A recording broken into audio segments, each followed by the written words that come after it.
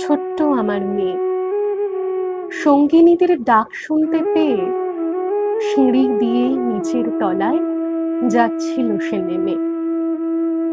অন্ধকারে ভয়ে ভয়ে থেমে থেমে হাতে ছিল প্রদীপখানি, আঁচল দিয়ে আড়াল করে চলছিল সাবধানে। আমি ছিলাম ছাতে, তারায় ভরা চৈত্র মাসের রাতে। হঠাৎ মেয়ের কান্না শুনে উঠে দেখতে গেলেম ছুটে।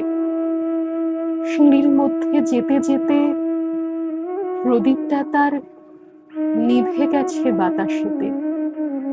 শুধাই তারে, কি হয়েছে বামি?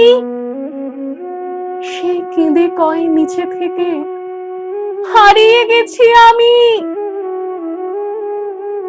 তারায় ভরা চৈত্র মাসের রাতে ফিরে গিয়ে ছাতে মনে হলো আকাশ পানে চেয়ে আমার বামির মতোই যেন অমনি কে এক মেয়ে নীলাম্বরের আঁচল খানি ঘিরে দীপশিখাটি বাঁচিয়ে একা চলছে ধীরে ধীরে। নিভত যদি আলো, যদি হঠাৎ যেত থামি, আকাশ ভরে উঠতো কেঁদে, হারিয়ে গেছি আমি।